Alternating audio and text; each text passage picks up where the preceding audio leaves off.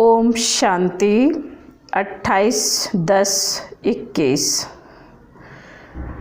बाबा कहते हैं, मीठे बच्चे, देरी से आते हुए तेज पुरुषार्थ करो तो बहुत आगे जा सकते हो। दूसरों की चिंता छोड़ अपने पुरुषार्थ में लग जाओ। प्रश्न है, कौन सा कर्तव्य एक बाप का है जो कोई मनुष्य का नहीं हो सकता? बाबा का उत्तर है, मनुष्य को देवता बनाना, उसे शांति धाम सुख धाम का मालिक बना देना।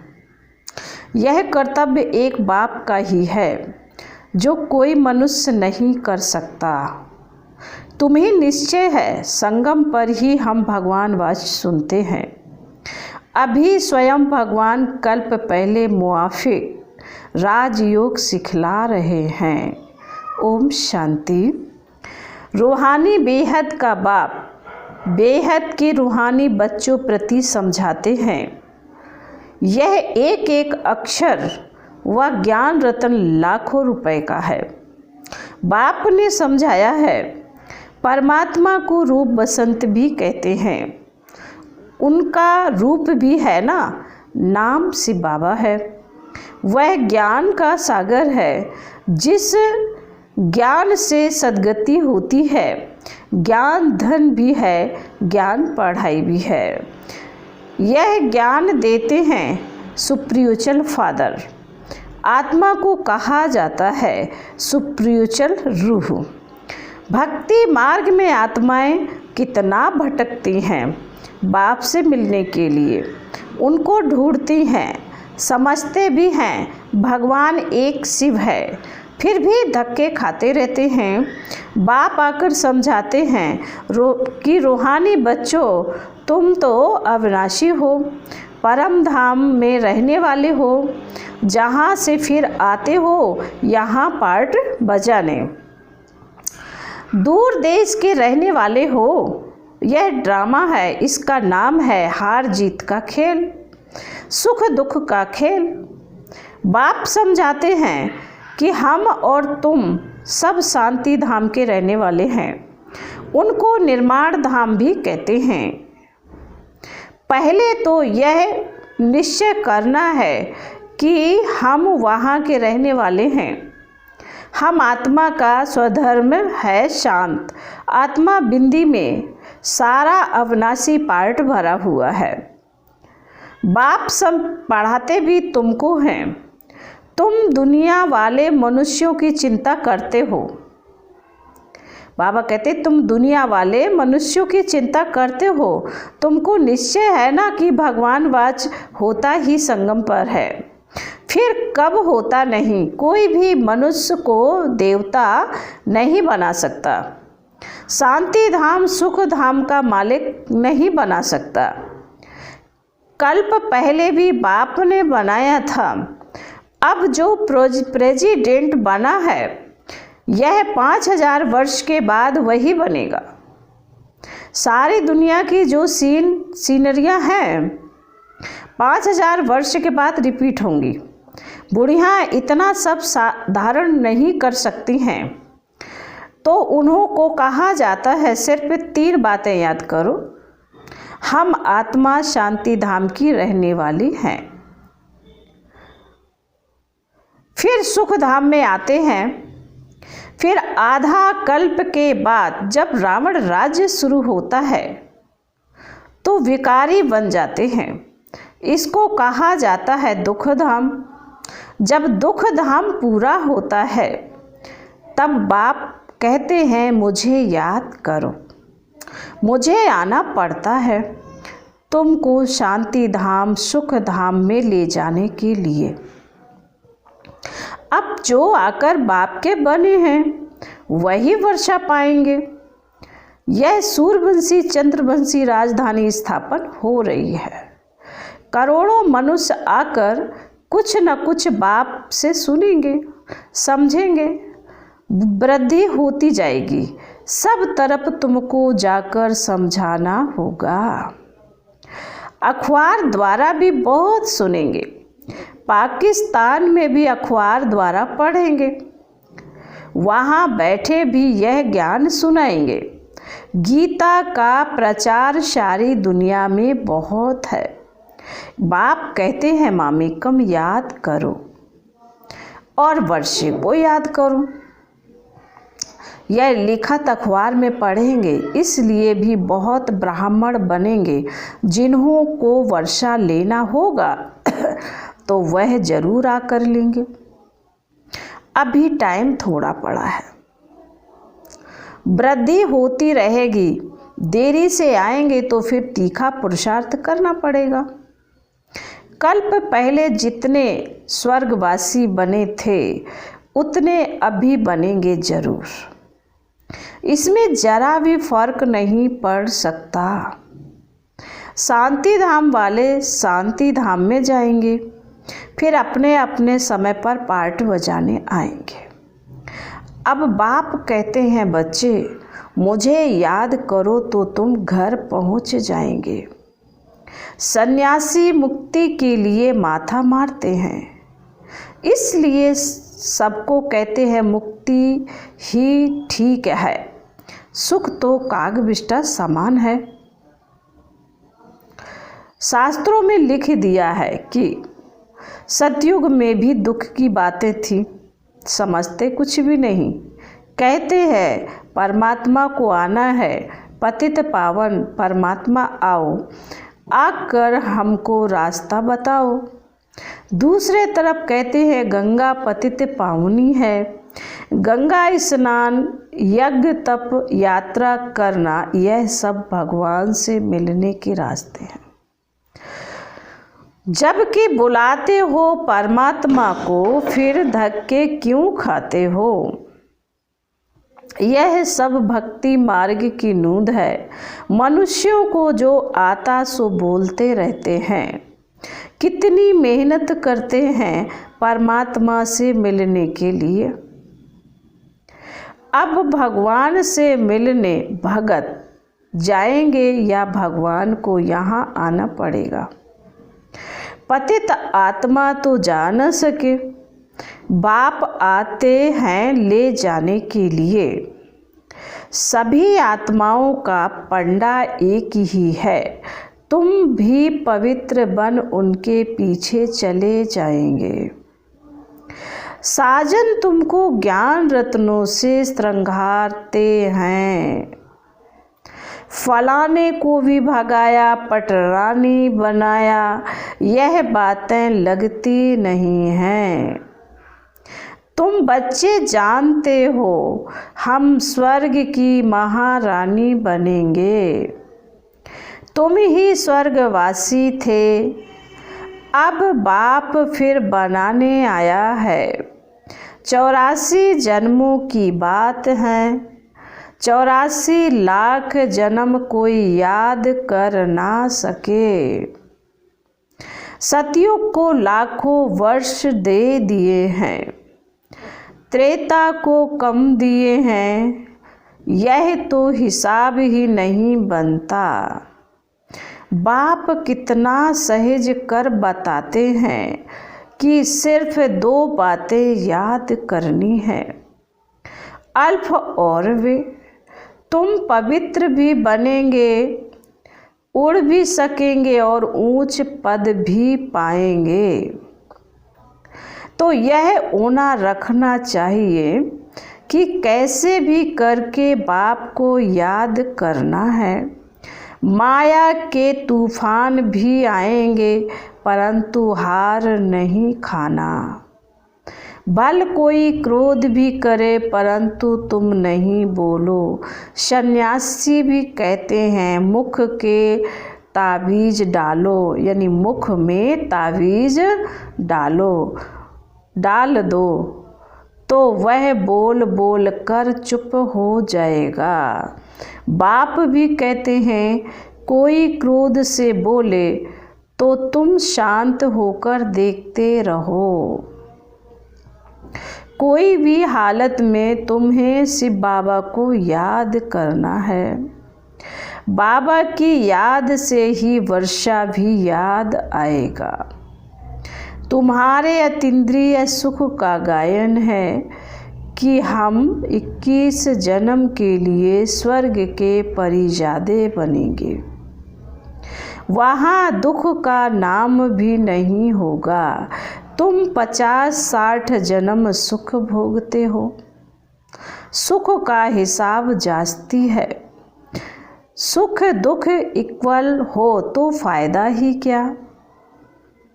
तुम्हारे पास धन भी बहुत होता है। कुछ समय पहले यहाँ भी बहुत सस्ता अनाज था। राजाओं की बड़ी राजाई थी।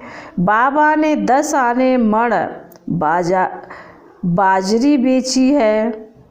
बाबा कहते हैं बाबा ने 10 आने मण बाजरी बेची है, तो उनसे भी आगे कितनी सस्ताई होगी। मनुष्य थोड़े होंगे, अन्न की परवाह नहीं होगी। अब यह तो याद रहना चाहिए कि पहले हम घर जाकर फिर नई दुनिया में आकर नया पार्ट बजाएंगे। वहाँ हमारा शरीर भी सतो प्रधान तत्वों से बनेगा। अब 5 तत्व बिल्कुल ही तमो प्रधान पतित बन गए हैं। आत्मा और शरीर दोनों ही पतित हैं। वहाँ शरीर रोगी नहीं होता। यह सब समझने की बातें हैं। बच्चों को यहाँ अच्छी रीति समझाते हैं, फिर घर में जाकर भूल जाते हैं। यहाँ बादल भरकर कितना खुश होते हैं, बाहर जाने से भूल जाते हैं। आगे रास विलास बहुत चलता था, फिर वह सब बंद कर दिया। मनुष्य समझते थे जादू है। भक्ति में जब नवधा भक्ति करते हैं तब मुश्किल साक्षात्कार होता है। यहाँ भक्ति की तो बात नहीं, बैठे बैठे साक्षात्कार में चले जाते थे, इसलिए जादू समझते हैं। आजकल दुनिया में कितने भगवान बन गए हैं। नाम रखते हैं सीताराम, राधे कृष्ण आदि। कहाँ वह स्वर्ग के मालिक और कहाँ यह नरकवासी। इस समय सब नरकवासी हैं। सीढ़ी में साफ साफ दिखाया है। सीढ़ी बच्चों ने अपने विचार सागर मंथन से बनाई है। बाबा देख खुश हुआ। सीढ़ी में सब बातें आ जाती हैं। द्वापर से विकारी राजाएं कैसे भक्ति करते करते नीचे आए हैं।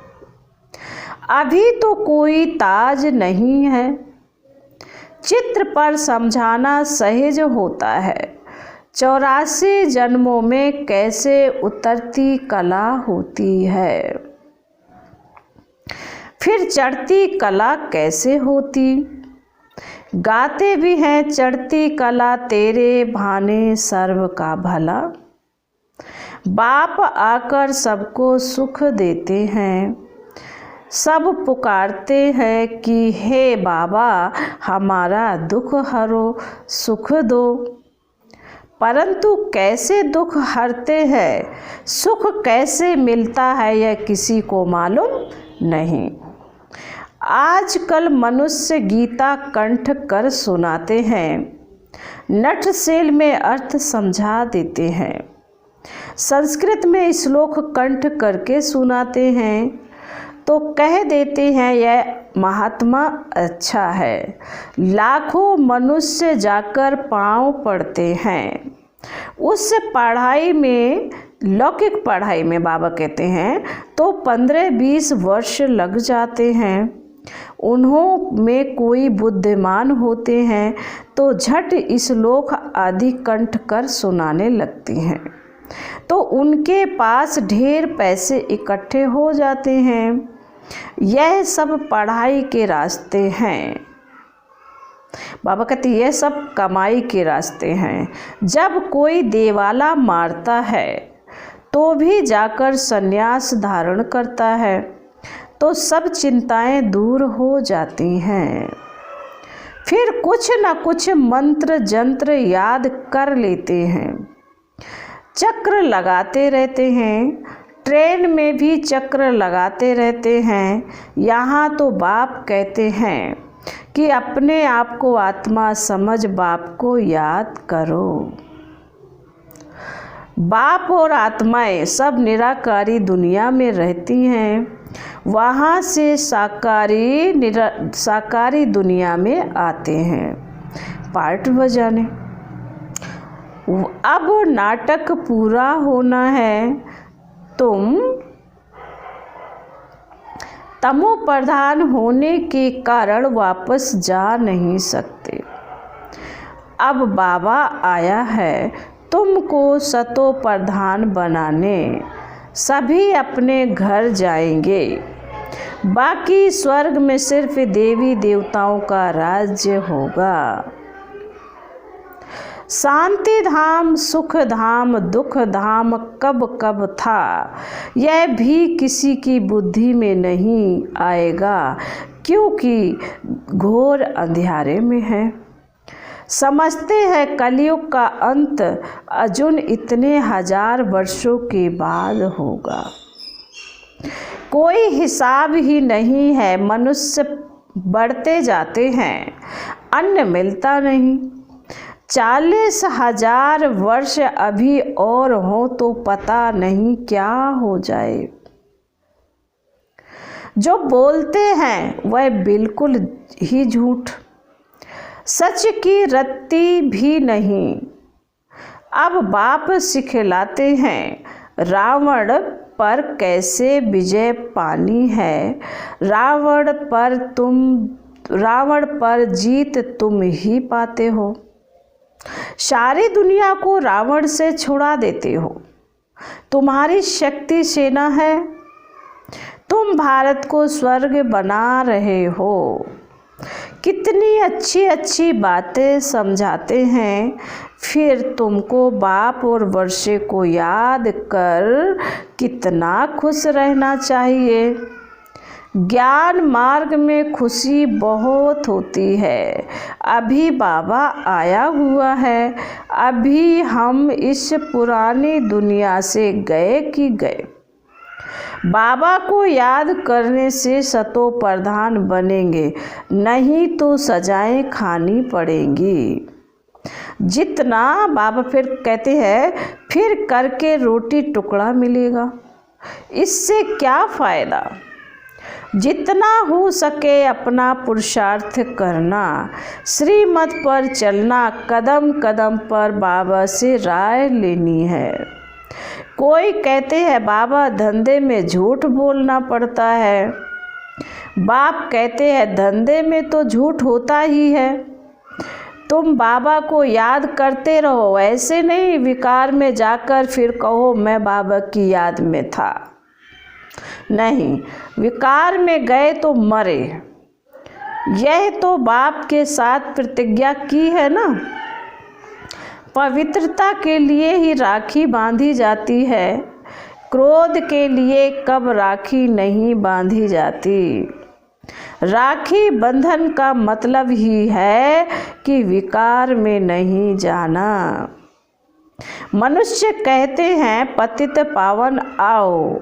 तुम बच्चों के अंदर में खुशी बहुत होनी चाहिए। हमको पढ़ा रहे हैं बाबा, हमको पढ़ा रहे हैं, फिर बाबा साथ ले जाएंगे, वहाँ से स्वर्ग में चले जाएंगे। जितना हो सके सवेरे उठकर बाबा को याद करना है। याद करना गोया कमाई करना, इसमें आशीर्वाद क्या करेंगे। ऐसे थोड़े ही कहना है आप आशीर्वाद करो तो हम याद करें। सब पर आशीर्वाद करें तो सब स्वर्ग में चले जाएंगे। यहाँ तो मेहनत करनी है। जितना हो सके बाबा को याद करना है। बाबा मानव वर्षा, जितना याद करेंगे उतना राजाई मिलेगी। याद से बहुत फ़ायदा है, सस्ता सौदा है, ऐसा कोई सस्ता सौदा दे ना सके, यह भी कोई बिरला ही लेते हैं। अच्छा, मीठे मीठे सिकिल दे बच्चों प्रति माता पिता बाप दादा का याद प्यार और गुड मॉर्निंग। रूहानी बाप की रूहानी बच्चों को नमस्ते। हम रूहानी बच्चों की रूहानी बाप दादा को याद प्यार और नमस्ते। ओम शांति, ओम शांति, ओम शांति। धारणा के लिए मुख्य बाबा कहते, जब कोई क्रोध करता है तो बहुत बहुत शांत रहना है। क्रोधी के साथ क्रोधी नहीं बन जाना है। माया के किसी भी तूफान से हारना नहीं है। फिर बाबा कहते दूसरे पॉइंट में, सवेरे सवेरे बाप को याद करना है, अपनी कमाई जमा करनी है, पवित्रता की पक्की राखी बांधनी है। वरदान है आज का, हर कर्म करते हुए कमल आसन पर विराजमान रहने वाले सहज व निरंतर योगी भव। वरदान का स्पष्टीकरण है। बाबा कहते हैं निरंतर योग युक्त रहने के लिए कमल पुष्प के आसन पर सदा विराजमान रहो, लेकिन कमल आसन पर वही स्थित रह सकते हैं जो लाइट हैं, किसी भी प्रकार का बोझ अर्थात बंधन ना हो।